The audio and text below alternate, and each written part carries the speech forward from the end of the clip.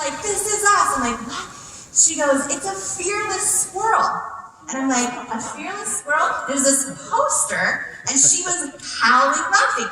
And I'm like, what do you mean? She goes, Jeannie, this is us. Like, this is our alter ego. Like, we're fearless like this. I'm like, what do you mean? So I go over, and I see this poster, and it's a fearless squirrel. And I'm like, you're right. And this fearless squirrel ended up becoming, like, one of the most sophisticated business tools I have ever had. And it became like this alter ego. So on a day I was having a hard day, or she would like, you're the squirrel, you got this. And text. She was also a news anchor up for her own network news show with her name on it.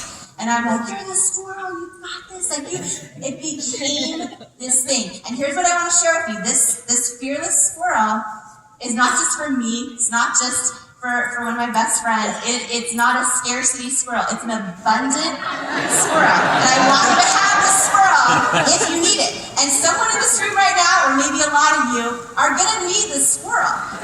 When you walk out of the doors here in a couple days, you will need the squirrel. And the squirrel can also be yours. So Chris, can you show the picture of the squirrel?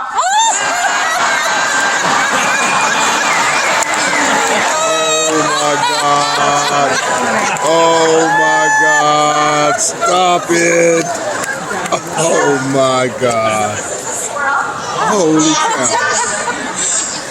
And my best friend of over 20 years who is actually here at the very first Brenda Sharp event ever, down in the front row.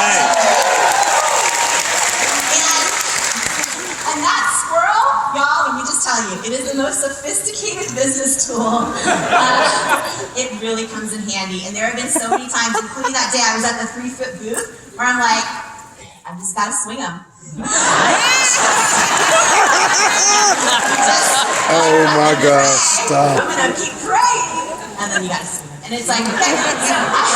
So I kept leaving the booth, and I finally made my way over to the buyer, and she, when the crowd finally dissipated a little bit around her, introduced myself. I'm like, started to make cosmetics, and poured my heart out. And she was so kind and so gracious. She gave me her business card, and she said, let's keep in touch. We'll set up a meeting. And so I left, went back to my 3-foot table, didn't get kicked out, which was good. I don't think anyone saw me. And I was back there knowing, okay, this just happened, but did she really mean it? Right? Have you ever had someone hand you a card? Oh, absolutely. Oh my God. I'll DM you. And you're like, okay, but is this real? And as I was sitting there going, you know how you replay what you just did in your head, did I say the right thing? All those things. All of a sudden, a woman comes up to me, one of the 6,000 women walking through, and she introduces herself to me. And she says, hello, my name is Miss Lisa Mason. I'm a QVC show host, and she'd been one for 17 years. She had been at my booth earlier, and I was so focused and not present, right? Not doing what Brendan teaches us. I was not present. I was so focused on QVC. I didn't even recognize her. And thank God, y'all, this is... When you show up and you love everyone that walks into your life with an open heart, it's like, thank God for that, because I didn't know who she was, but was so kind and just, pouring into her when she was at my booth. So she comes up to me and says, I want to let you know, I think our QVC women at home need this concealer. This is amazing. She goes, and I just walked myself, yes, thank you, and she goes, I just walked to the buyer and I told her, you see that young girl over there like this? And I'm like, yeah. And she goes, try this. And she made the buyer try it. She goes, I want to let you know. I told her all about it. And I just looked at her, and literally tears just started streaming. And I think I scared the crap out of her. And she didn't know the history, right? She didn't know we had no money left. She didn't know all the no's. And she looked at me, she goes, oh, honey, I don't have any power. She's like, I don't make the decisions. I just want to let you know I think your concealer's great. And I told it to the buyer. And so here's what happened. We got a phone call. And we got a meeting at QVC, which is in Westchester, Pennsylvania.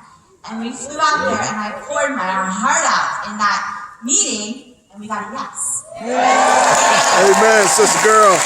Woohoo! right? Here's the thing that yes meant. It meant you have one shot.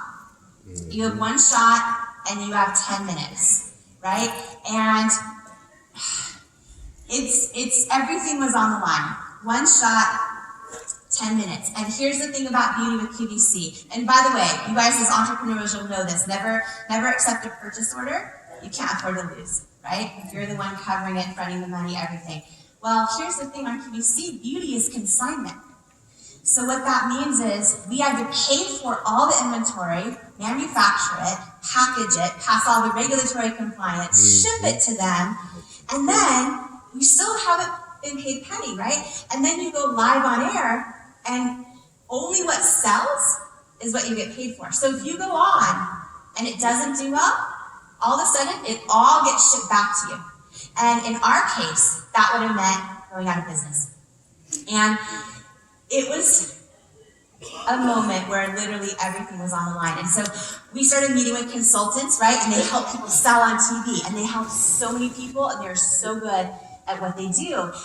But when we would meet with them, they would say, okay, here's what you have to do in order to be successful in beauty. You need to use this type of model, orchestrate this type of a salad. It was always like these women in their early 20s, like no skin issues, same skin tone, same age. And I said, okay, but if I'm sitting at home and I don't see someone on there that looks like me, like how am I going to know it's going to work for me? Like this doesn't make any sense. And they're like, listen, and we would argue, right? I'm like, I want to show my rosacea and show live like how it covers. And they want us to win. So they're like, hey, but that's not what's going to work. Like this, if you want to succeed and you want your business to stay in business, here's your best chance of success. And it was one of those moments where everything was on the line. And it was one of those moments where you don't just show up and go, oh yeah, I'm going to stick to my authentic mission. It's like, oh no, you need to really decide if that's what you're made of, right? Because if we didn't do well, we would have gone out of business. And I flew out to QVC a week before the airing, and I sat in a rental car, and I sat in that parking lot, and I just watched the front door, which is a little weird, and it's a massive campus, you guys, huge, and I just sat in that car, and I remember just like praying, crying, going, what is this? What is the right decision? And I used to imagine like who I was talking to, like who was that woman I was talking to. And sometimes I would imagine like maybe she's a stay-at-home mom in Nebraska who's folding laundry and has forgotten that she matters and has forgotten that she's beautiful. And I wanted her to look up on that TV, even if I didn't sell a single product. I wanted her to look on that TV, and I wanted her to see women that look like her, that I'm standing there saying, look how beautiful, like she is. And that to me was what it came down to. I'd rather have that than sell a shitload of product and stand for nothing. And it was like, amen. Go with your gut.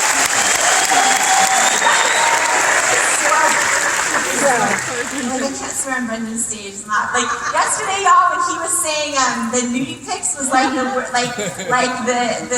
was as risque as a Montana kid got. I was thinking, oh my gosh, I think I sent him a nude pic of a squirrel.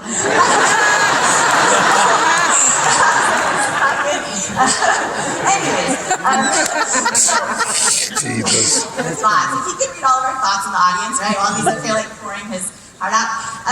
So anyhow, I'm in the QVC parking lot, praying, crying, literally channeling the squirrel, right? I believe in that, you guys. Let me just say something. I think when we know who we are, sometimes we need things that remind us of that. Whether it's a Live, Love, Matter sweatshirt, which I have, whether it's a picture of a squirrel. I don't know if you guys know a guy named Bob Goff. Yes, so he gave me a Mickey Mouse watch. This was after I was working 100-hour weeks for 10 years. And he's like, you need to have more fun. I'm thinking, right? And so I wear that Mickey Mouse watch to remind me to have more fun. And my husband Paulo got me one for my birthday. I wear a bracelet by Leah Valencia Key. And how many of you, I love you too. She's here. How many of you guys remember Leah Valencia Key from Influencer? Yeah? Okay, well then let me just do this really fast, y'all, because I believe in life we get what we give, and I would rather use my time, because I think y'all will really celebrate her in love. That's the thing that I really was telling Brendan backstage, is like sitting here yesterday with each one of you, it's like everyone has a good heart. It's like there's not people in here that are like ego and this and that. It's like there's people that want to show up better for their own lives and want to be of service to other people. It's like you feel this community in this room that's so special, and so it's like family. So let me just do this. Leah, can you stand up for a second? Why are you crying? You're crying. She's crying. Okay, guys, let me tell you something that happened at Brendan Bouchard's event at Influencer, okay? For those of you who weren't there, right? Because we talk about connection, we talk about vibrancy, we talk about meaning. Those three things are like Leah Valencia Key. And here's the thing, you guys. It's okay if I share like a little. So Leah, and I buy her jewelry. I'm a customer of a few years. She was sitting in the audience at Brendan Bouchard's event at Influencer. Leah grew up homeless. Leah was raised in a homeless shelter. Leah has, I'm gonna cry if I look at her. Leah has overcome so many obstacles in her life. But when Leah was a little girl in a homeless shelter, she knew that's not where she belongs. Like, she knew that might be where she comes from, but that's not where she's going. Go, baby girl. Go, sister girl. You queen. Leah knew, even as a little girl inside a homeless shelter, she shared with me how she knew she was made for more.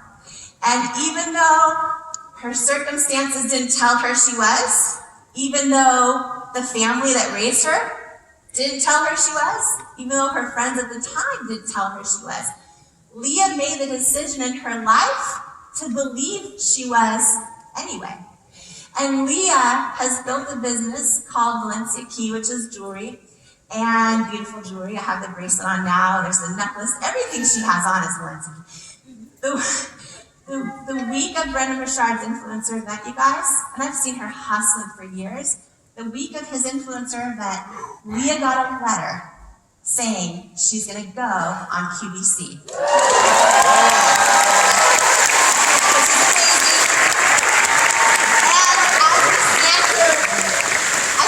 We're all family here, so I'm going to share this, y'all. In her last 4 months, all y'all entrepreneurs in the room have been really hard, right? Figuring out how can she find people to help her pack the type of inventory that QVC demands. How can she afford it? How can she do all of these steps? And it's been one hurdle over another. And 72 hours from right now, 72 hours. So Monday, the 24th, 10 a.m. Pacific, 1 p.m. Eastern. 72 hours from now, Leah Valencia Key, I'm gonna cry, is going from homeless as a little girl to being live in front of 100 million homes.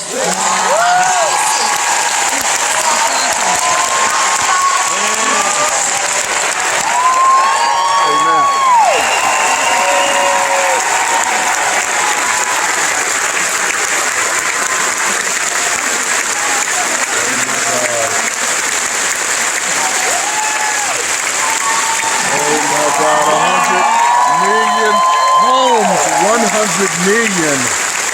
Oh my God.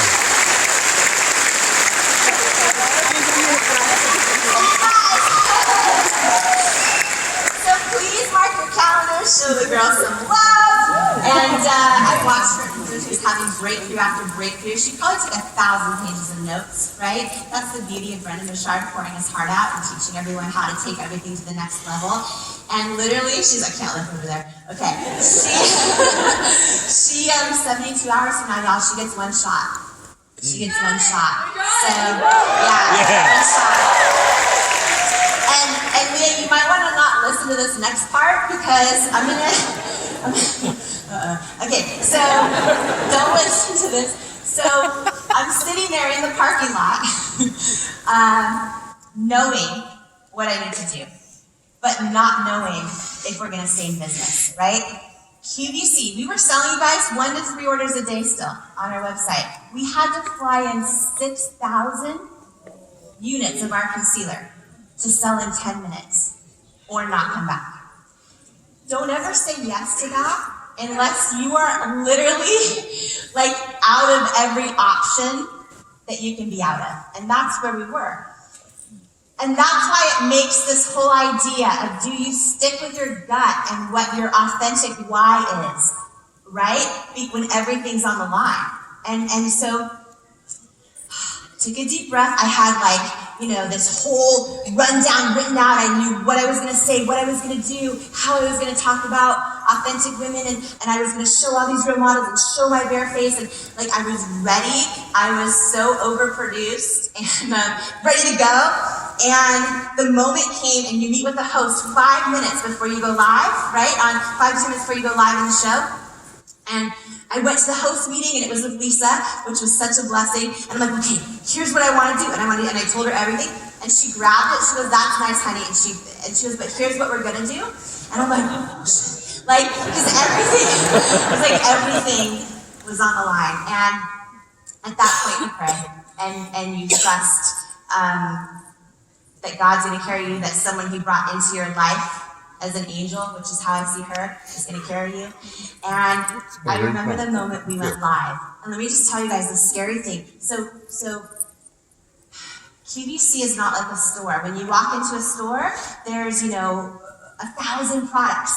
And so the customer can go to different things. Well, QVC, there's just that minute of airtime. So you're competing with the dollars you can sell per minute of Apple iPhone or Dyson vacuum, so you have to hit numbers or they will cut your time live. So by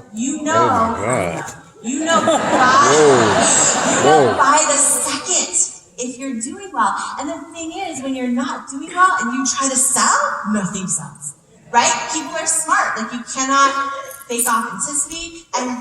And so when you see your clock and it's at 10 minutes and you go live and you're all of a sudden, if it jumps down to 4, you're screwed.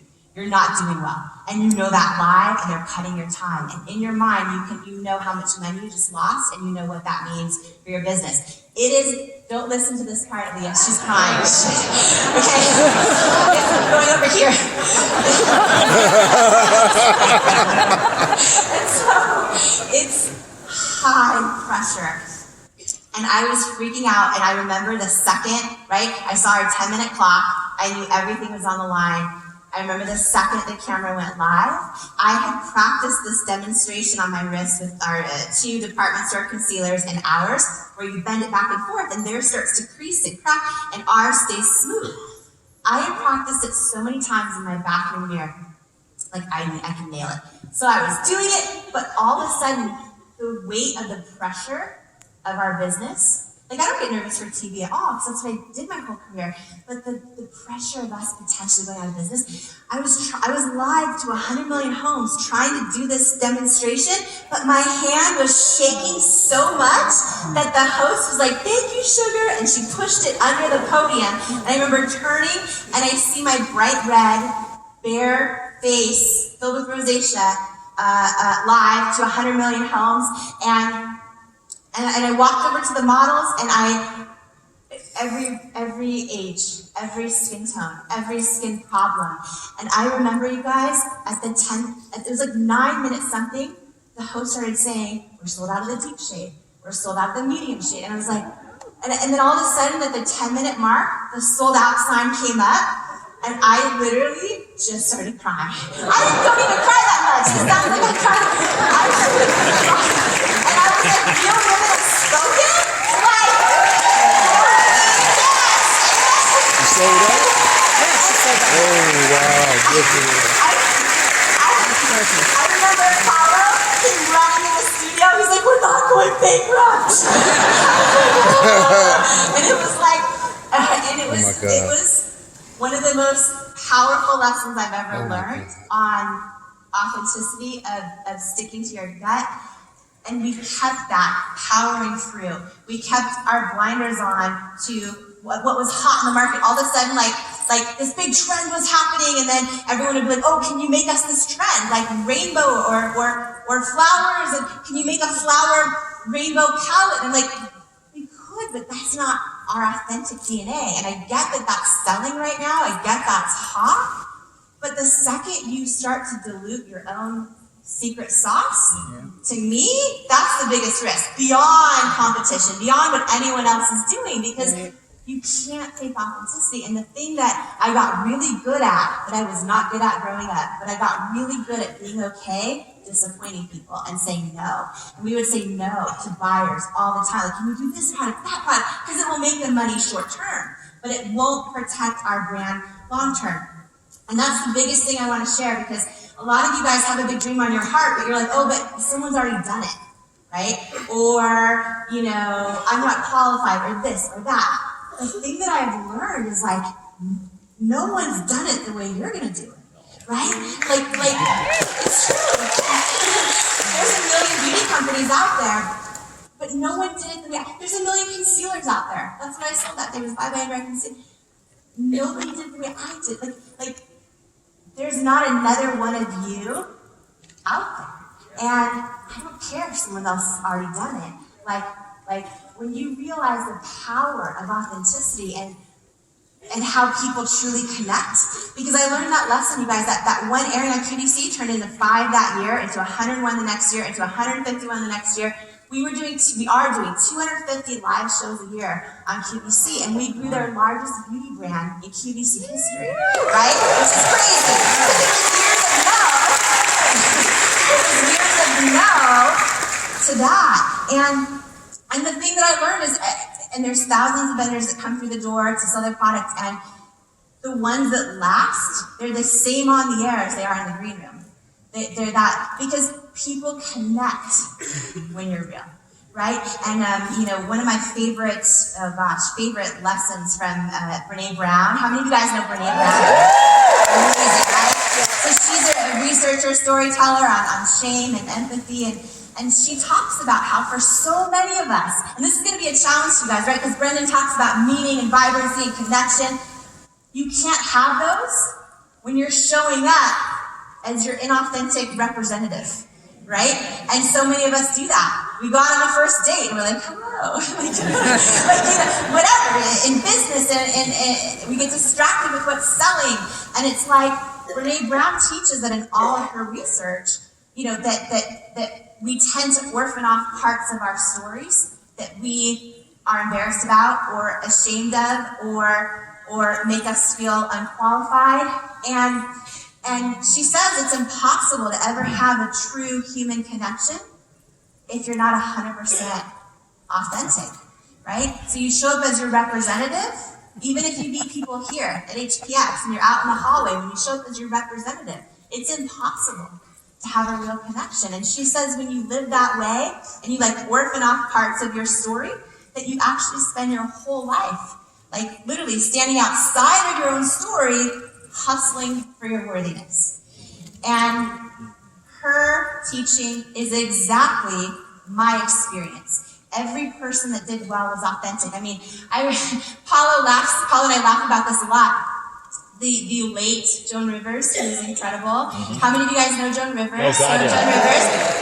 She's that way 24/7 and built an empire because of it. We'd have a tough day where nothing was selling. You'd have vendors sometimes crying, don't listen to this party. They're really depressed because it's a tough sales day. She would enter in the doors and be like, let's sell some shit, people. And it's lifts the mood. And everybody that does well that I have seen in the long run has owned who they are and has celebrated their authenticity. And when you talk about authenticity, I want to share this quickly because I don't want to go over time for Brendan. But you guys, when we were growing and got bigger and bigger and bigger, we were still small compared to these giants in the beauty industry. And I'll never forget this lesson on authenticity that I want to share with you, because today is all about your dream. And again, when you worry other people have done it, it can be one of the biggest dream killers. So let me just share this quickly. We were growing and growing, and I got word that a much larger brand, a giant brand, had gone to one of our manufacturers, had paid a lot of money, and was about to launch our formula. And I was devastated, like sick to my stomach. And they were going to have this huge campaign and launch it in every department store, on QVC, everywhere. And they had so much money and beautiful advertising. And I was so sick. And the thing that's so tough about being small is you kind of just can't afford to do anything about it. Right. You can go sue your manufacturer, but then they stop manufacturing your stuff. And everything gets caught up in legal, and you probably can't afford that anyway. You can go tell all the retailers this is happening, but they don't, first of all, it's hard enough to even get them to give you a chance, right? When you're trying to go tell them, oh, no, pull this product, hurt your own sales goals. This isn't right, and it's sort of like your word. It sucked, and I didn't know what was going to happen, and we only had like 3 products that were doing really, really well on the air. And I don't know if you guys remember the show Survivor? Yeah. Where there's like outplay, outwit, outlast. So Paulo was running around the apartment. He had signs everywhere. They're like, outplay, outwit, outlast. Like he made me t-shirts. Like, dude, I was devastated. I was sick to my stomach. And I'll never forget the day this product launched for this other brand. And it just did okay. And I was like, wait a minute. We're going on QVC in the same channels. Our product's crushing it. They took our formula. They took the story I wrote in my living room. And yeah, the packaging is different. But like, how is it just doing okay? And we keep going on crushing it. And I learned the biggest lesson. Customers are smart. Yeah, they sure are. You cannot have a human connection, an authentic connection. That's right. When you're not real. And people sense it, felt it, and this product just Amen. Okay. Hallelujah. Okay. Hallelujah. Hallelujah. That's real. Oh my God. It's freedom, right? It's freedom because you start to go, okay, wait, I'm going to embrace the parts of me that are perfect, and I'm going to, show up and do my dream and my idea fully authentically to me, because no one can touch that. They just can't. So it was one of the biggest lessons I learned. And as we grew, and we're doing 250 plus live shows a year, and I was doing them all on air myself, my whole team would be there, Paul would be there in the green room, every single show. It was so tough because we were doing 100-hour weeks, and we were trying to run the business from the QVC green room in between, and QVC's live 24/7 to 100 million homes. So you might be on at 3 a.m. and then 7 a.m. and then 2 p.m. and then, right, and you're just there. And we were staying at one point up to 150 nights a year at the Sheraton Hotel in Fraser, Pennsylvania. And it was just so much. But we grew and we grew and we grew. And we grew to get a yes from Ulta Beauty, right? So there are 1,000 stores across the country. They gave us a yes. We went into their stores and we grew to be the largest brand, the #1 brand in their stores. Wow. So it's just Amen, crazy because they said no, right? No for years to their #1 brand. We got a yes from Sephora. Yeah. The woman who was not for me, was no longer at Sephora. She was no longer in the beauty industry. All right. And hallelujah. sometimes God moves people out of That's the way. right. Move them out of the way. In your life when you need it. That's and, right. So that was, so we were Sephora, we were Ulta. And here's the crazy thing I want to share with you guys is, do you remember Alan Burke? Right? The guy at QVC who completely changed the industry, like built this entire empire. He's like a legend. So, and he's the one that said, no, you're not right for QVC, you're not right for our customers. After we launched on QVC, he became the most amazing friend. He became one of my greatest mentors I've ever had in my life. He became the biggest champion of what we were doing at It Cosmetics. And when he retired from QVC, he took a paid position on our advisory board for It Cosmetics. So the guy that told me no, the guy that rejected me, was now working for me. Only in America. Hallelujah. Woo-hoo! Beautiful. And what I want to say is that no one can tell you That's right. how big your dream can be, right? That's right. Every one of you, if you're here today and you're here at HPX, I know that you have a dream on your heart. So for a minute, I just want you to get used to something. Can everyone just stand up for a minute? Stand up. And sometimes you're going to be the only person cheering for yourself. That's right. So I want you to just take a minute and let's get in the practice of it. And can you just take a moment and cheer for yourself? And Woo! B.I.G. B.I.G. in the building. Comedian B.I.G. Baby girl, you're absolutely remarkable. I love you, girl. What an incredible story. Oh, my God. Oh, I am your fan now. I am a fan of everything you represent. B.I.G. in the building.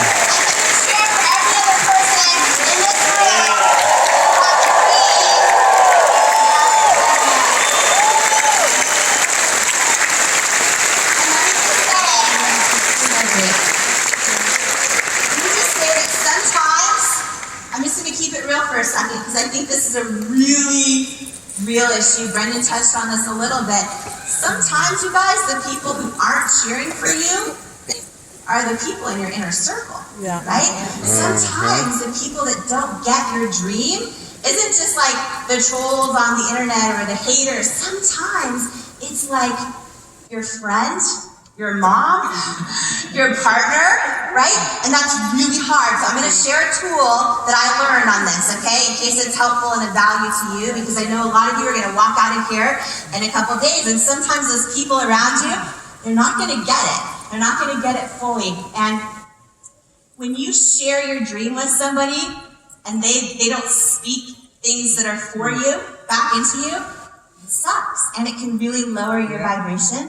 And if you're around it enough, I just think negativity is contagious, right? So a guy named Bob Goff, love, he taught me this tool. He said, every one of us has a microphone.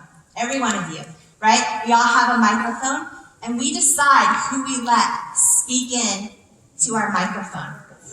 But you control the volume, and you can turn down the volume on somebody, even if they're in your own circle. So what does that mean? That means that, here's the thing. You can't, it's easy to go, oh, just get in your circle, right? And you can, of course, you're probably going to meet people here at this event, right? Whether they're high-performance coaches or friends you're sitting next to that may be part of your circle, right? They may become part of your circle. But it's not so easy to be like, peace out, mom. Or when it's your partner, your sister, right? So here's what this looks like. Maybe when you talk about your dream and all the things you're planning to do, you just decide not to share it with them, right? You share other things with them. You love them from a new, different type of boundary.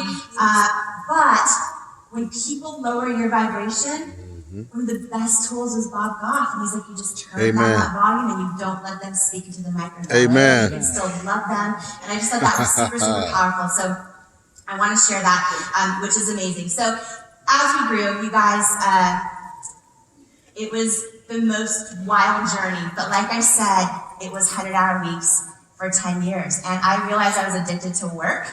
Like, it's all I did. I did so many things wrong. So many of the things that Brendan is talking about with vibrancy and connection and meaning. If I could do it over again, right, that would be the biggest difference, because I was so burnt out, and we only did one thing well, which was build this amazing business. But we weren't good owners of a body. We weren't good spouses or friends or family. It was we were so burnt out. And so I thought, okay, we need to do something. We started growing internationally, launching in more countries. And I was like, okay, I want our mission to get out there. I was so driven by our mission getting out there. But I thought, well, you know what? If we sell our business to someone like L'Oreal with 100 countries, they're in 100 countries, they have teams on the ground, they can get your mission out there in a way bigger way. So it was that or go public. But when you go public, you're still running the business. Like it's still behind our reach, and I didn't trust myself. So we started the process. Well, let me just keep it real with you. 3 years before it happened, the squirrel was involved, and the head of luxury for L'Oreal was doing a presentation. She had just gotten back from Harvard. She was telling everyone about her top 10 favorite products of all times in this presentation, and I saw it, and I wrote her a letter, and I said, it was really ballsy, and I said, I appreciate her speech, but It Cosmetics is missing from her list, and she tried it, she would love it. I didn't know if, and I sent her products. So I didn't know if she ever got the letter or the products. I would learn later that she thought the note was so ballsy that she kept it. And a year after that, she called and asked to have a meeting. And we met with them, and I thought, they're going to buy it. This is going to be great. And she shared with everyone, they're headquartered in Paris, L'Oreal is, so she shared with everyone there what we were doing, how the brand was like, trying to shift culture around inclusivity, and we expanded our concealers from 4 shades to 48 shades. We were showing all different ages, sizes, everything, and at the time L'Oreal in Paris didn't quite get it, and they're like, so they're talking to real women, like, is this kind of an American thing? And but they were fascinated, because like they always want to grow too, but they just didn't get it. And after we met with her, it was a no. And so we kept going and going and going, and we got to a point, you guys, where when you get so big, people just can't ignore you. We grew to the second largest luxury makeup company in the country, which is crazy. And from a living room, right? And because we were doing something different. And so we got bigger and bigger, and finally L'Oreal wanted a real meeting in New York City. Everyone from their team flew out from Paris. We had bankers involved, lawyers involved. It was a full thing, all the diligence, showing 5-year projections of financials, which the thing about if you ever sell your company or you start taking meetings, whatever you show people, and then if you end up not partnering with them, it sucks. Because then, and you want to partner, you have to hit those numbers, right? So we showed them our financials, we showed them everything. I thought it was going to happen. And I'll never forget where I was. I was in a boardroom, because we were legit by then. I was in a boardroom and got a call from Carol Hamilton at L'Oreal, and I went to my office, and she says to me, we've all met, including the very top people at L'Oreal, and we've decided it's a no. And I said, well, it's going to be a yes, so I want you to get ready. Like, I just was like unapologetically persistent. I was like, it's going to be a yes, so, and all these things. Of course, I'm devastated inside, and she's too professional to like feed into any of that, and she just thanked me and dismissed everything I said, and we got off the phone, but we kept going and we kept going. And here's the thing, L'Oreal ended up coming back to us and made us an incredible offer, and you guys, it was an offer like I couldn't, any other moment in my entire existence, I couldn't have imagined, right? And it was so phenomenal. But at that moment in time, and these are 3 things that I want to share with you, right? Authenticity, persistence, right? Because they saw us just going no matter what for years. I'm talking about L'Oreal. Like, I didn't care if anyone said no. It's like authenticity, persistence, and competitive tension. And here's what I mean by that. In the most serendipitous of moments, when L'Oreal came to us with this huge offer, all of a sudden, other people were coming to us with offers. They were, one place wrote a full out offer straight to our private equity partner at the time. So we partnered with another private equity firm who does not care what weight I am, and they're amazing. And they were getting offers. They were getting offers inbound. And I was like, okay, now we had competitive tension. Right. So we had this huge offer from L'Oreal, and we said no.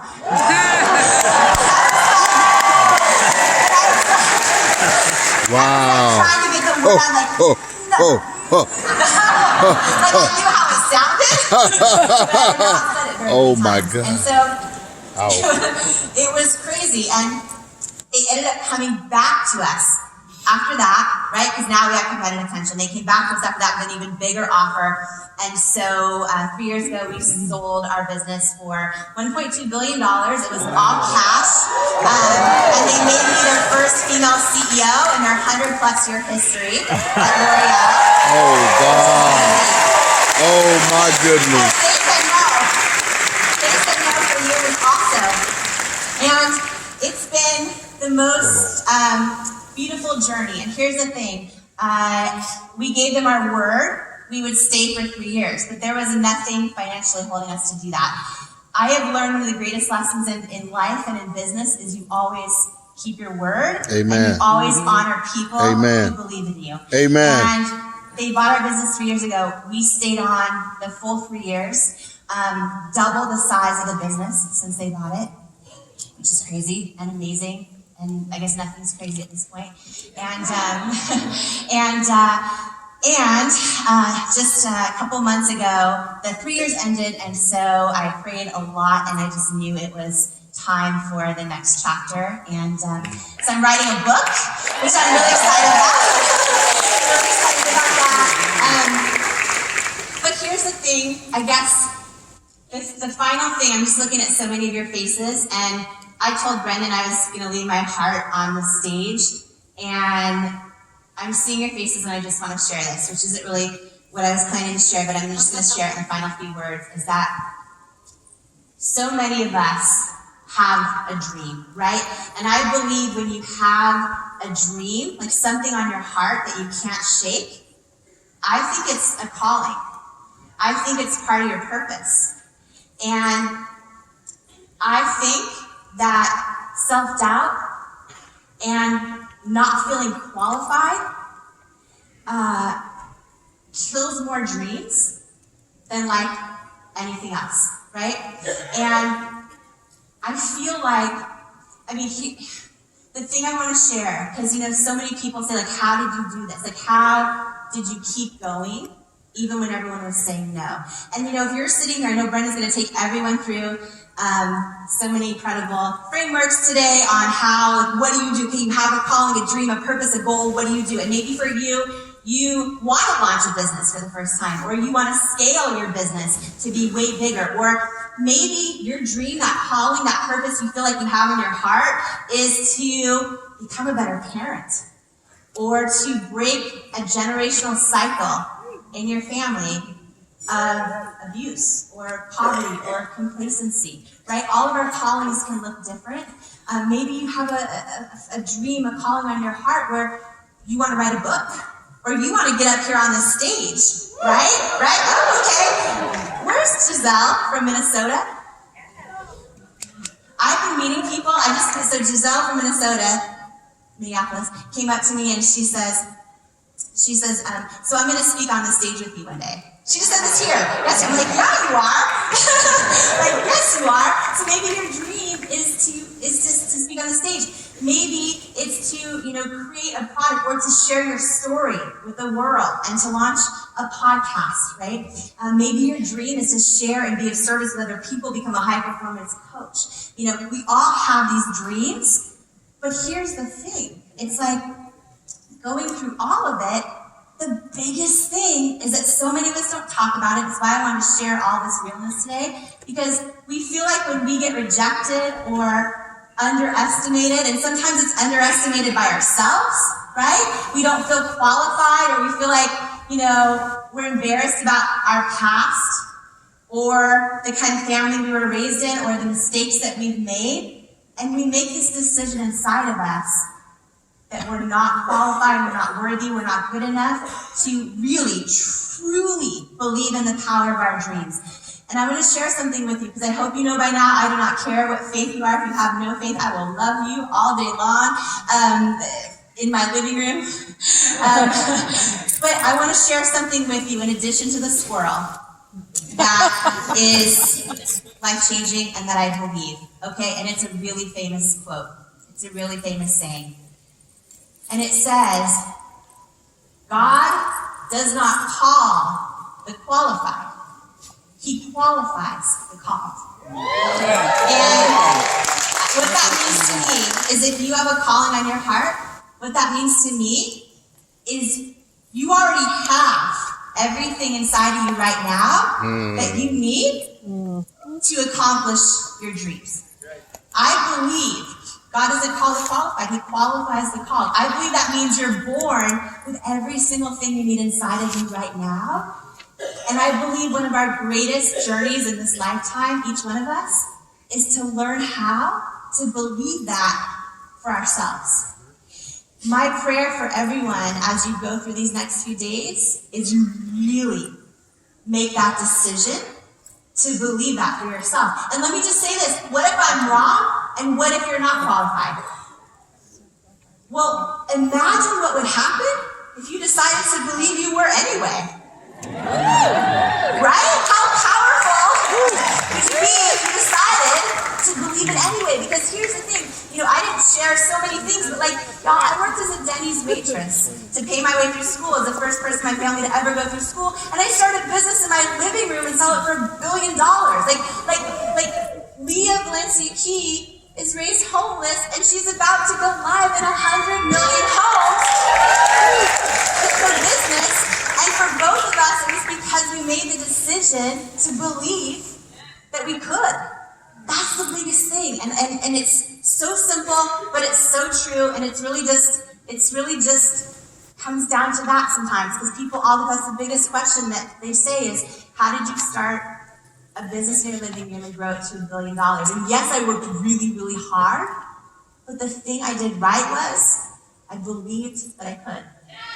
And to me, that's what it comes down to. So I am so blessed and grateful. I believe in every one of you, which is why I was like, Brendan, can I sit through the full 3 days? I want to I believe in every one of you. I believe in Brendan Richard. I believe in his dance moves. And I just want to say thank you. I know how precious your time is. Thank you for blessing me with your time, for sharing your time with me. And I love you.